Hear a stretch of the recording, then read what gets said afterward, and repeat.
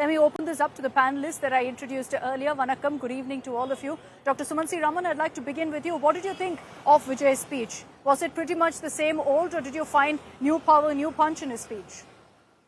To me, it looked like I was watching one of the movies. It looked heavily scripted. The entire thing from voice modulation to frequently raising the pitch and so on. Honestly, I mean, was it? Did we learn anything new? Nothing, absolutely nothing, except that he intends to help the DMK somehow win the election by splitting the anti-DMK vote. Why would he reiterate the fact that the battle is only between the DMK and the TVK?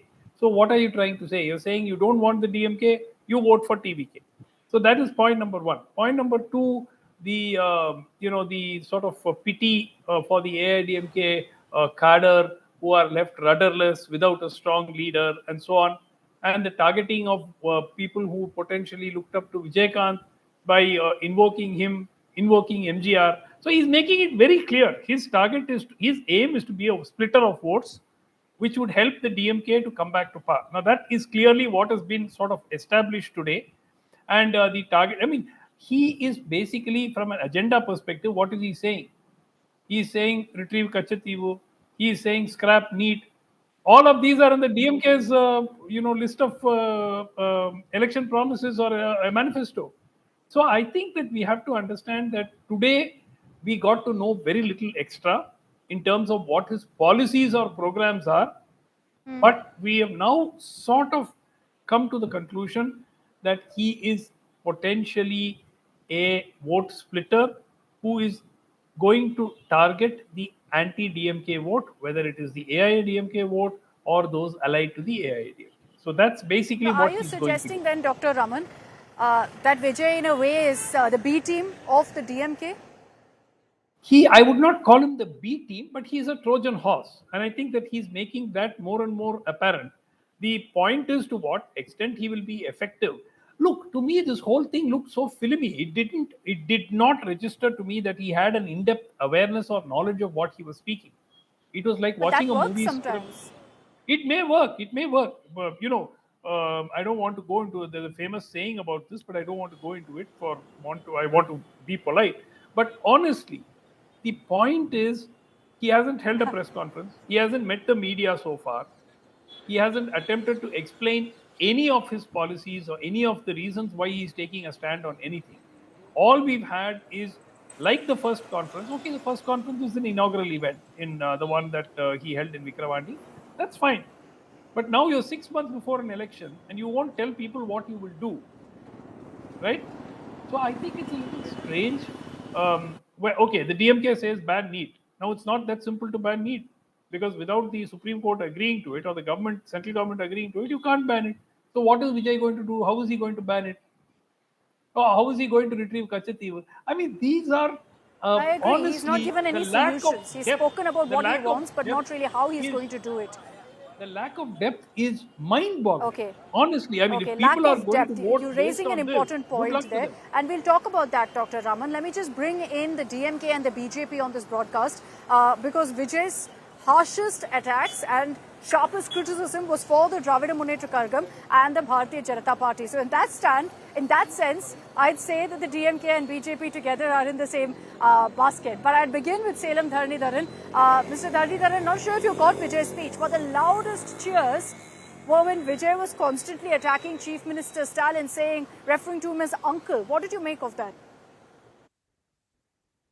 Yeah, I think every political party in Tamil Nadu wants to fight the DMK. What it shows is that DMK is strong. So what is the 2026 election is going to be about? Even from what Vijay said, when he said that the battle is between DMK and TVK, the BJP says between DMK and BJP. ADMK says it's between DMK and ADMK, and Seeman says between DMK and Seeman. So what clearly it shows is 2026 election is an election for the opposition space.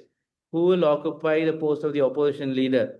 So it's already the opposition parties are giving it to the DMK that that is a foregone conclusion that we are going to win the election, and then they're battling it out for the opposition leader space. I think it's a good space to be in as a DMK spokesperson. Of course, so because he sees us as an enemy, he is attacking us. Sure. No one's going to deny the fact that the DMK is very powerful. But having said that, there are questions about whether the TVK and Vijay constantly attacking the DMK is going to actually be cutting into your vote base, whether the maximum impact of a Vijay entering into the political scene in Tamil Nadu is going to be for your party. No, that is what I'm telling you. So what I'm telling you is that because he sees us as the opposition, like how ADMK sees as opposition, BJP sees us as an opposition, Vijay sees as an opposition. So who you see as an opposition is a party that you will attack, right? In politics, when someone is not a threat, when a party is not a threat, when you assume that this party is not going to come to power, you're not anyways going to attack them. So he wants to occupy the opposition space, competing with the ADMK, BJP, and Seeman. So he's attacking the DMK. So but to win elections, you need to have grassroots, you need to have booth level workers. And we've seen in the case of Chiranjeevi, the lot of people came to see him, came for his conference, but it did not eventually convert into votes or into seats because, they are fans and not voters. I think the Indian voters in the recent past have made the distinction very clear. Sure. In Tamil Nadu and also you give the example, Dhanidharan, you give the example of Chiranjeevi. I could give you the example of Pawan Kalyan to flip that around. So we have had hits and misses as far as, this superstar politician combo goes. Let me bring in Vinod Selvam, who's been waiting rather patiently. Thank you for that, Vinod. At this point, looking at how Vijay has been constantly attacking the BJP, not so much the AIADMK. There will be questions about whether the BJP is turning out to be the AIADMK's Achilles heel, in the sense that because of that alliance, there's no way the AIADMK can tie up with the TVK.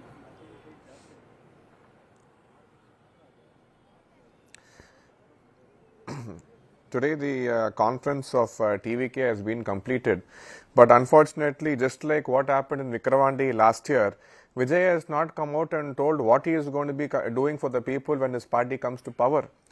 It was all completely empty rhetorics which we are hearing for 33 minutes from the entire of Vijay's speech. And today, with no locus standi, he wants to call himself the ideological enemy of the BJP. The BJP and DMK calling themselves enemies ideologically is because the BJP believes in nationalism, which is a very valid ideology. The DMK has its own ideology called the Dravidian ideology. But Vijay till date has not spoken about what his ideology is. He once says that Periyar is this role model. And then you call Periyar role model. On the other side, you have all the yagams being conducted, homams being conducted for your conference to become a success. So it is a very contradicting party from the start itself. And as far as the rhetoric was going today, the performance on stage was good, but the speech was an utter waste. What are you providing for the people of Tamil Nadu? You want to attack all the political parties, you're well enough, you're welcome to do that. But what are you going to be doing? Apart from calling yourself a lion, what else have you come and promised to the people today? All these people who had gathered after this ramp walk, almost about 50% people left. And like Sri Sumansi Raman sir had mentioned a little earlier, these were people who had come to watch an actor come up on the ramp and on the stage. They were not there to even listen to his speech. And it was more like a cinema rhetoric which he was making on stage. And today he has attacked the NEET again. So that is a very clear-cut line which the DMK toes. Let me ask him a question. So you are a son of a famous director, a producer. So your father directed your first movie. Your first movie failed, and then 4 to 5 movies you continuously acted, and all those movies failed. But being a doctor is not like that. NEET exam is necessary because you cannot kill 5 patients to become a doctor. You are a failed actor, and then you acted in five movies. It failed, and then you succeeded. But a doctor cannot be like that. You need to understand that. Just coming up and talking about NEET, you spoke about Kachatheevu. Who gave Kachatheevu away? The Congress gave Kachatheevu away even before you were born. But you were not willing to talk about the Congress. Maybe you are eyeing an alliance with the Congress. You want the DMX alliance to break. Maybe that's your idea. But that doesn't mean that you just come and take empty pot shots against political parties without knowing what these parties have actually done. You have no idea the number of the lakhs of crores which have been given to Tamil Nadu for infrastructure development under Modi's government. No numbers are known to you. On Vijay. Look, he is a superstar. He's an actor. He drags these kind of massive crowds at an event. They expect a performance. They expect that superstardom to translate into real life, and that's what he's giving them. So are we being a bit too harsh and critical of Vijay here? Look, I don't think we are being too harsh because we have given him time. I mean, it's more than a year now that he's been officially in politics, and one expects substance at some point of time. You can't go on with rhetoric. You can't go on with movie dialogues. Uh, you know, uh, well, it will have an impact with his fans. I'm not denying that there will be a segment of the population which loves the dialogues, which loves the kind of rhetoric that he's putting out. But I think any sensible voter in Tamil Nadu, and you would have seen the crowd even today, are overwhelmingly the youth in the Manad. And I think your reporter is there, and your correspondent could tell you that this is largely a Correct. crowd of fans. So those fans are going to vote for him. The point is, the average Tamil Nadu voter has got a few questions to ask Vijay, which so far have not been answered. And whether they will be answered in the run up to the election, one hopes, we don't know yet. But right now, he seems to have a manifesto which is basically a carbon copy of the DMK's manifesto. And he says that, except for one or two things like stopping the Parandur airport and stopping the expansion of Sipcot and stuff like that, more or less it is a carbon copy. His idols are pretty much similar to the idols of the DMK. So now what? I mean, you go and say that, I am anti-DMK. How are you anti-DMK? What are you anti-DMK about? No, are you objecting to the family that is controlling the DMK? What is your problem? Your manifesto is identical to the DMK's manifesto. At least whatever little that we know about you in public. Okay. You've So raised it's a very strange situation. Okay, you've raised questions where you're saying essentially that look, Vijay is not giving specific answers on what he'll do. He'll talk about issues, but what will he do to address those issues?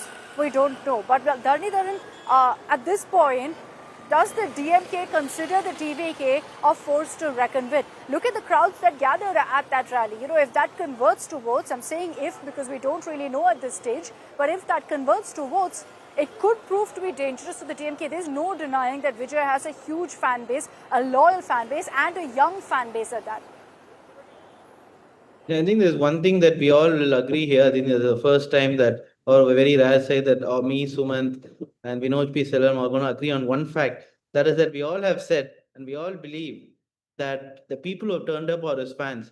Even let's say if his movie is going to be released tomorrow, you'll see from today.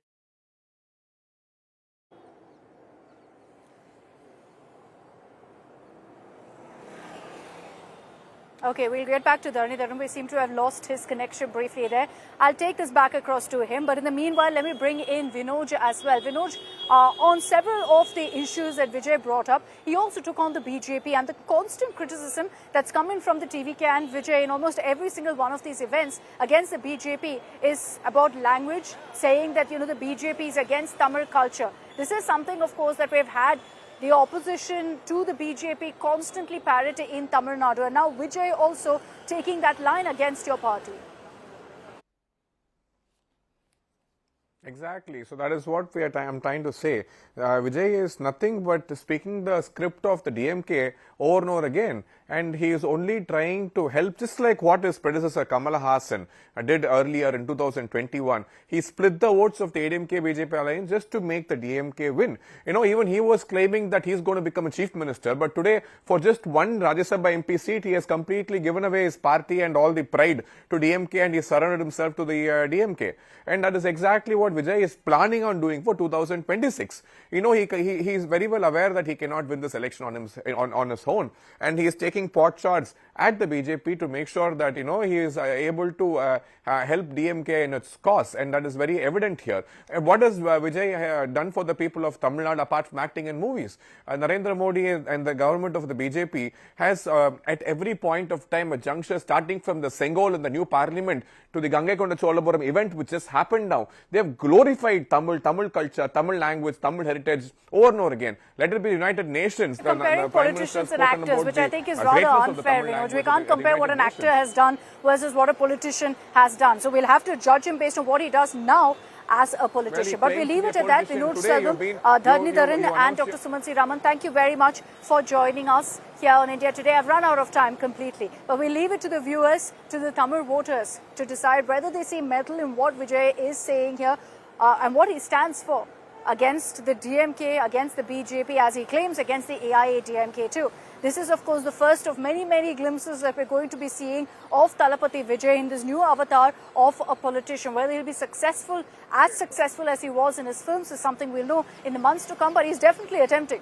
He's definitely attempting to create that momentum using his fan base. So he's got that one step sorted because he's already got such a massive fan base, as was evident in the pictures that we saw today in that rally in Madurai.